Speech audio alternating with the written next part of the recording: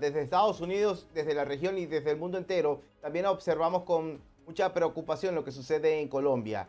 Eh, Nuevamente se remueve la violencia. Semanas atrás hemos visto cómo continúa una cadena de hechos violentos y el que mantiene mayormente conectada a esa nación, a la opinión pública del mundo entero, es la salud del congresista de ese país, Miguel Uribe Turbay.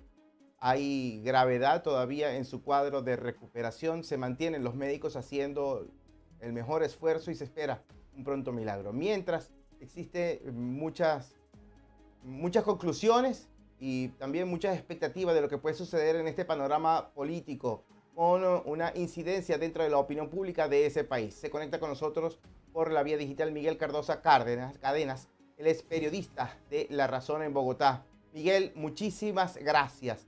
En estos momentos en que la nación colombiana atraviesa momentos decisivos, instantes en los que no quiere volver a mirar lo que el pasado sin duda se convirtió en una pesadilla para muchas familias que enlutó hogares en toda Colombia. Ahora se revive el dolor ante la sucesión de hechos de violencia. ¿Cómo está en estos momentos la nación colombiana? ¿Cómo se espera que la población reciba la respuesta de la justicia de ese país? Bienvenido, cuéntanos por favor.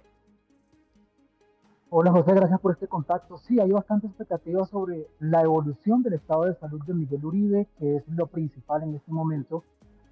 La clínica en horas de la tarde desmintió un comunicado falso, comenzando por lo último que ha pasado, que es circulado sobre el supuesto fallecimiento, pero por ahora la información oficial es que se mantiene en un estado de extrema gravedad, es lo que ha dicho la clínica, después de una intervención quirúrgica que se le realizó el día de ayer, tratando de solventar un poco la situación de la frase que utilizan los médicos es un sangrado intracraneal que estaba presentando el paciente, por ello se requirió una nueva intervención quirúrgica y ayer en horas de la tarde estuvo en una condición extremadamente crítica, sin embargo ya en horas de la noche pasó a estable, pero por ahora sigue en una situación de extrema gravedad y por supuesto que esto, como lo planteaba, genera no solo la expectativa por cómo evolucione su estado de salud, sino también por cómo se mueve el panorama político a un año de las elecciones presidenciales, no solamente por ser un precandidato, sino también por ser uno de los principales senadores de la República, lo que sin duda significó un mensaje de a los niveles que está llegando la violencia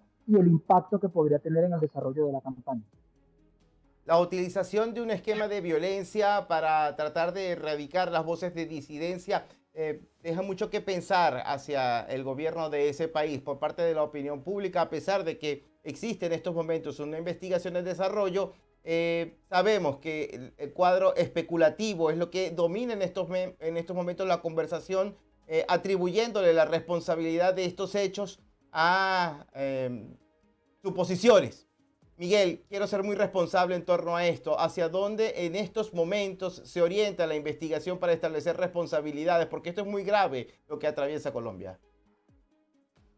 Por ahora, siendo responsable, de acuerdo a la línea de investigación que lleva la Fiscalía, no hay ningún camino que diga quién es el autor intelectual. No se ha señalado ni siquiera de parte de la Fiscalía una incidencia por parte de un grupo armado, una incidencia de un grupo político o algún interesado en hacerle daño. Sin duda que es un mensaje político porque además no era una persona involucrada en escándalos. Su vida básicamente se centra en la política, es uno de los principales senadores de la oposición y por ello se presume una motivación política, además del mensaje que deja que se ataque en plena capital del país a una de las principales figuras de la oposición. Pero en cuanto a los elementos que tiene la Fiscalía hasta el momento, en cuanto a la autoría intelectual, no hay ningún elemento para llegar a señalar o a siquiera sugerir por el momento, de acuerdo a la investigación, algún responsable. Por lo pronto, los autores materiales, por allí se está comenzando, en principio el sicario de 15 años que fue capturado el primer día, luego el conductor del vehículo de donde le entregaron el arma y se cambió la ropa, se quitó un buzo que cargaba que disparó y también se capturó a una mujer en las próximas horas cuya captura ya se legalizó, que ya prácticamente no ha aceptado ningún tipo de cargo, ninguno ha aceptado los cargos que les ha imputado de la fiscalía, por lo tanto ahí es una investigación en desarrollo en cuanto a los autores materiales por los elementos probatorios que hay, que son videos o los audios, el material de mensajería que ya está trabajando la fiscalía, pero en cuanto a la autoría intelectual no hay por el momento ningún señalamiento. Por supuesto, esto se teje, se tejen muchas especulaciones que giran hacia el mundo político, porque como te decía, no es un senador que tenga ninguna investigación por corrupción ni de ninguna otra índole, no es una persona involucrada en escándalos, por lo que se presume que netamente detrás del hecho habría motivaciones políticas. Pero en cuanto a la autoría, no hay ningún elemento que la Fiscalía haya señalado hasta el momento. Además, se han dejado de lado algunas teorías sobre quiénes estarían, algunas personas que aparecen en los videos, como en principio una mujer que estaba al lado, ella fue descartada como involucrada en este caso, e igual que el motociclista que llevó al sicario. Por ahora se están trabajando es en torno a los elementos que aparentemente la Fiscalía tiene como confirmados, pero autoría intelectual para nada hay un señalamiento hasta el momento. Por Miguel, supuesto, hay las ahora, teorías sí, sí. no confirmadas. Sí, Miguel, ahora el gobierno de Colombia ha informado sobre el arresto de un importante número de presuntos integrantes del Tren de Aragua. Este elemento suma un poco el argumento hacia lo que es la clasificación de esta peligrosa pandilla que opera, pareciera, a rienda suelta en todo el continente. Acá ya sabemos cómo el gobierno de Estados Unidos ha insistido en incriminar a muchos inmigrantes presuntamente vinculados al Tren de Aragua. ¿Qué tan fidedigna puede ser la evidencia ante este hallazgo, ante este anuncio? Sí, el más reciente caso está vinculado con un señalamiento que han hecho las autoridades sobre una captura de varias personas en Villa del Rosario, esto es en el departamento del norte de Santander, es la información más reciente. Pero en cuanto a la vinculación o no, lo que sucede es que por lo general siempre las autoridades encuentran alguna argumentación que vincula a estas personas con algunos de los cabecillas, ya sea por llamadas, por seguimientos, por actividades delictivas previas de algunas personas relacionadas con ellos. Y si se procede a un operativo de esta magnitud, uno presume que las autoridades en realidad tendrían elementos que los lleve a ello.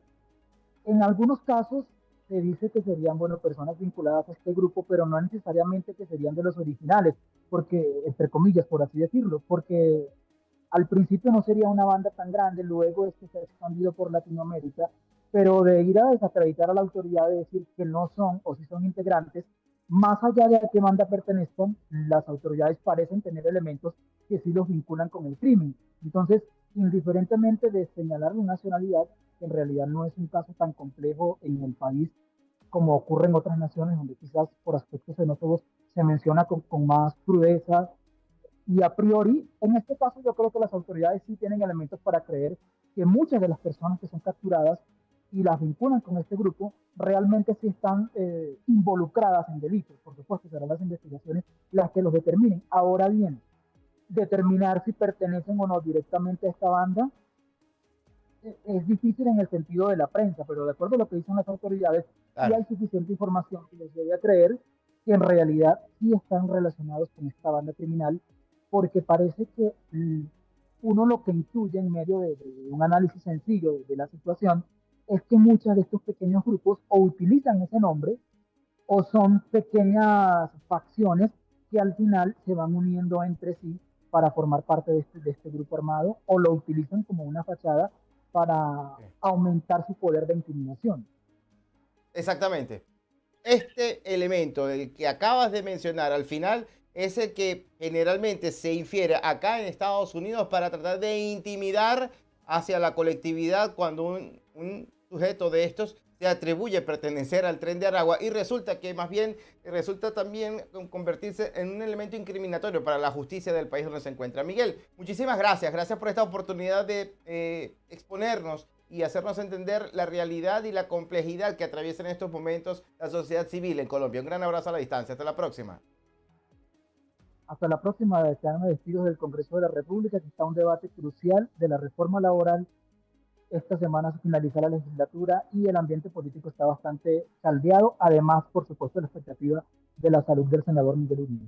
Miguel, vamos a estar atentos a las publicaciones en La Razón, en tus redes sociales y de seguro en una muy cercana y próxima oportunidad volvemos a conversar. Cuídate mucho. Perfecto, José, feliz tarde. Igualmente, feliz tarde. Miguel Cardosa Cadenas, él es periodista de La Razón en Bogotá, estaba desde el Congreso de ese país en este importante debate, como bien lo mencionaba, que se está desarrollando en estos momentos en la capital de Colombia.